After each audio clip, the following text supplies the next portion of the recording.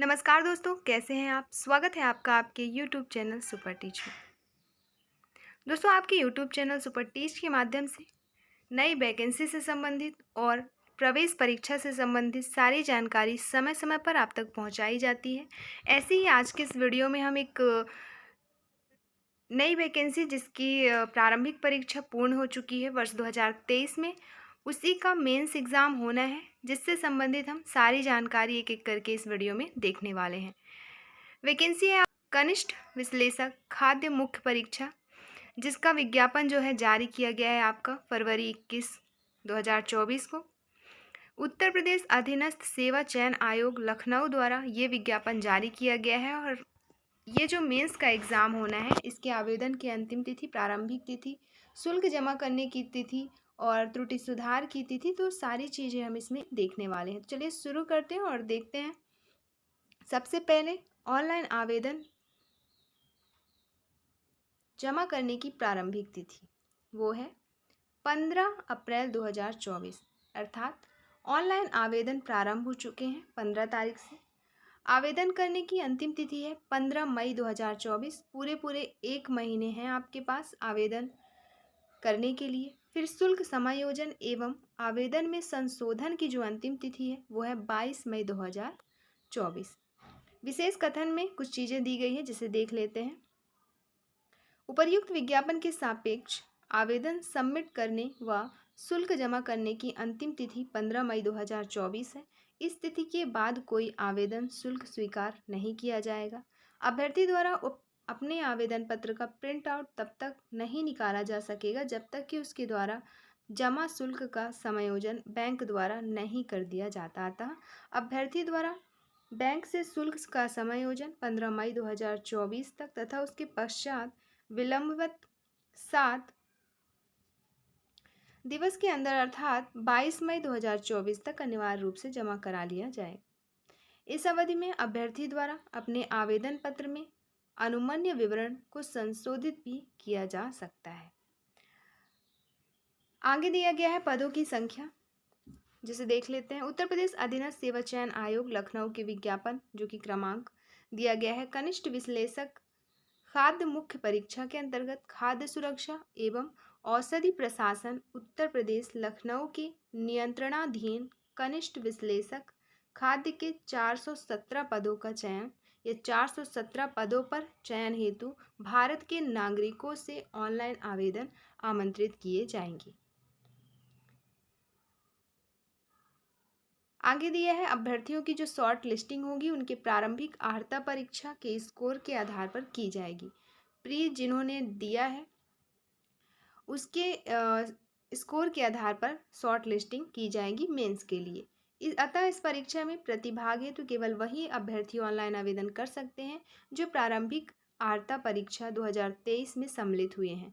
आगे ये कहना चाह रहे हैं कि जो आवेदन वही अभ्यर्थी कर सकते हैं जो प्री का एग्ज़ाम दे चुके हैं एवं उन्हें आयोग द्वारा स्कोर कार्ड जारी किया गया है। प्रारंभिक अर्हता परीक्षा 2023 में वास्तविक स्कोर अथवा नॉर्मलाइज्ड स्कोर में 0 या उससे कम या नकारात्मक अंक प्राप्त करने वाले अभ्यर्थियों को मुख्य परीक्षा हेतु शॉर्ट लिस्ट नहीं किया गया है। जिन्होंने नॉर्मलाइज में या वास्तविक जो स्कोर कार्ड होता है उसमें 0 या उससे कम नंबर पाए हैं या फिर निगेटिव अंक प्राप्त किए हैं, उनको ये परीक्षा देने को नहीं मिलेगा मेंस वाला। आगे दिया है परंतु यह कि जब तक आयोग स्तर के से जांच के अधीन व औपबंधिक श्रेणियों के अभ्यर्थियों के प्रकरणों में अंतिम निर्णय नहीं लिया जाता, तब तक इन श्रेणियों के अभ्यर्थियों को भी आयोग द्वारा आयोजित की जाने वाली विभिन्न मुख्य परीक्षाओं में आवेदन की औपबंधिक रूप से अनुमति इस प्रतिबंध के साथ प्रदान की जाती है कि ऐसे अभ्यर्थियों की मुख्य परीक्षा तो शॉर्ट लिस्टिंग व चयन संबंधी अग्रेतर कार्यवाही आयोग द्वारा की जा रही जांच के परिणाम या निर्णय के अधीन होगी। आगे ऑनलाइन आवेदन करने वाले अभ्यर्थियों के लिए आवश्यक सूचना दी गई है, जिसमें वेबसाइट दिया गया है आपका कि आप इसी वेबसाइट के थ्रू आप ऑनलाइन आवेदन कर सकते हैं। दिया है इस विज्ञापन के अंतर्गत आवेदन करने हेतु ऑनलाइन आवेदन प्रणाली लागू है, अन्य किसी माध्यम से प्रेषित आवेदन स्वीकार नहीं किया जाएगा। अर्थात आपको आवेदन मात्र ऑनलाइन करना है और वेबसाइट दी गई है UP SSC.gov.in के माध्यम से आप ऑनलाइन आवेदन कर सकते हैं। आवेदन की प्रक्रिया नीचे बताई गई है, जिसे आप PDF डाउनलोड करके अच्छे से देख लीजिएगा। PDF आपको मिल जाएगा, टेलीग्राम चैनल की लिंक दी गई है डिस्क्रिप्शन बॉक्स में, उसे आप ज्वाइन कर लीजिएगा और वहाँ पे जो ये वीडियो दिखेगा इसी के जस्ट नीचे इसकी PDF अपलोड कर दी जाएगी। तो PDF ज़रूर डाउनलोड कर लीजिएगा, आवेदन करने से पहले एक बार रीड कर लीजिएगा और टेलीग्राम चैनल ज़रूर ज्वाइन करिएगा। वीडियो अच्छी लगे तो सब्सक्राइब ज़रूर करें ऐसे ही वैकेंसी से संबंधित सारी इन्फॉर्मेशन के लिए। इसके अलावा आवेदन प्रक्रिया संबंधी निर्देश दिए गए हैं। फिर आवेदन में क्या क्या जानकारी मांगी जाएगी वो सब चीज़ें दी गई है। फ़ोटो तथा हस्ताक्षर संबंधी चीज़ें, अन्य विवरण, फिर घोषणा, इसके बाद फीस का भुगतान एवं समायोजन वगैरह। आवेदन शुल्क दिया गया है।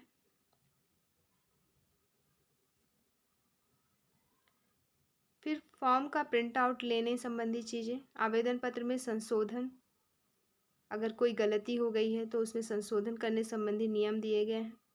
पदों का विवरण यहाँ पे दिया गया है, तो ये देख लेते हैं। विभाग का नाम आपका खाद्य सुरक्षा और औषधि प्रशासन उत्तर प्रदेश लखनऊ। पद का नाम है आपका कनिष्ठ विश्लेषक खाद्य।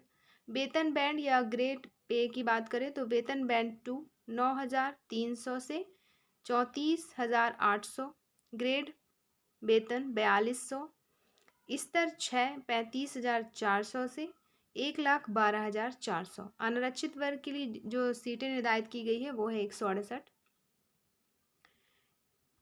इसके बाद अनुसूचित जाति के लिए 87, जनजाति के लिए 7, अन्य पिछड़ा वर्ग के लिए 114, आर्थिक रूप से कमजोर वर्गों के लिए अर्थात EWS के लिए 41 और कुल पद है 417। पद स्थायी है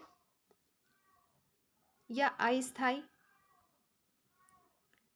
तो पद जो है ये अस्थायी है। 414 पदों पे जो भर्ती की जा रही है वो अस्थायी है। आगे दिया है कुल विज्ञापित पदों के सापेक्ष क्षैतिज आरक्षण, क्षैतिज आरक्षण का विवरण, जैसे आपका विभाग का नाम जो हमने देखा अभी, पद का नाम, फिर जैसे आप स्वतंत्रता संग्राम सेनानी के आश्रित हैं तो 8 पद, दृष्टिहीनता एवं कम दृष्टिहीनता है तो 6 पद, बधिर और श्रवण शक्ति में ह्रास है तो 5 पद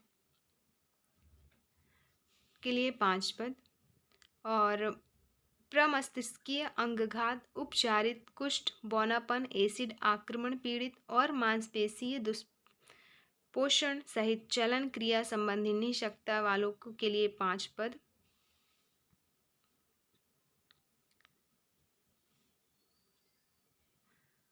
फिर स्वपरायणता, बौद्धिक निःशक्तता, विशिष्ट अधिगम निःशक्तता और मानसिक अस्वस्थता के लिए एक भी पोस्ट नहीं है। ऐसे ही उन अधीन आने वाले खंड का से घ के अधीन आने वाले व्यक्तियों में से बहु निःशक्तता, जिसके अंतर्गत प्रत्येक निःशक्तता के लिए अविज्ञानित पदों में बधिर अंधता सम्मिलित है, उनके लिए भी कोई पद नहीं है। फिर सैन्य वियोजित भूतपूर्व सैनिक के लिए 20 पद, महिलाओं के लिए 83 पद, उत्कृष्ट खिलाड़ियों हेतु 8 पद जारी किए गए हैं। अब आरक्षण संबंधी प्रावधान बताए गए हैं। इसके अलावा अहर्ताएं, शैक्षिक योग्यता, तो अनिवार्य शैक्षिक योग्यता की बात करें तो उसमें चीज़ें दी गई है, जैसे उत्तर प्रदेश खाद्य सुरक्षा एवं औषधि प्रशासन विभाग विश्लेषक, खाद्य एवं औषधि प्रयोगशाला सेवा नियमावली 2017 यथा संशोधित, उत्तर प्रदेश खाद्य सुरक्षा और औषधि प्रशासन विभाग विश्लेषक सेवा प्रथम संशोधन नियमावली 2020 के अनुसार सेवा में कनिष्ठ विश्लेषक खाद्य के पद पर सीधी भर्ती के लिए अभ्यर्थी के पास भारत में विधि द्वारा स्थापित किसी विश्वविद्यालय से रसायन विज्ञान या जैव विज्ञान या सूक्ष्म जीव विज्ञान या डेयरी रसायन विज्ञान या खाद्य प्रौद्योगिकी या खाद्य और पोषण में स्नातकोत्तर उपाधि अथवा भारत में विधि द्वारा स्थापित किसी विश्वविद्यालय से पशु चिकित्सा विज्ञान में उपाधि अथवा सरकार द्वारा उसके समकक्ष मान्यता प्राप्त कोई अर्हता होनी चाहिए तो ही आवेदन कर सकते हैं। अधिमानी अर्हता जो है वो है उत्तर प्रदेश खाद्य सुरक्षा एवं औषधि प्रशासन विभाग विश्लेषक खाद्य एवं औषधि प्रयोगशाला सेवा नियमावली 2017 अथवा संशोधित उत्तर प्रदेश खाद्य सुरक्षा एवं औषधि प्रशासन विभाग विश्लेषक खाद्य एवं औषधि प्रयोगशाला सेवा नियमावली के अनुसार अन्य बातें के समान होने पर सीधी भर्ती के मामले में ऐसे अभ्यर्थी को अधिमान दिया जाएगा जिसने प्रादेशिक सेना में न्यूनतम 2 वर्ष की अवधि तक सेवा की हो, दूसरा राष्ट्रीय कैडेट कोड का बी प्रमाण पत्र प्राप्त किया हो। आयु की बात करें तो न्यूनतम आयु यहाँ पे 21 वर्ष मांगी गई है और अधिकतम आयु 40 वर्ष। चयन का आधार बताया गया है।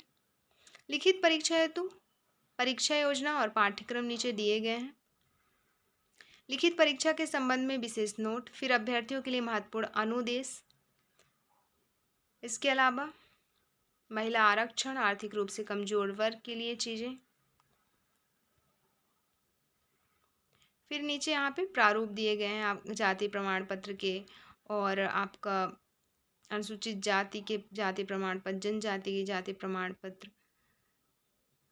पिछड़ा वर्ग जाति प्रमाण पत्र, तो सारी चीज़ें यहाँ पे प्रारूप के रूप में दी गई हैं।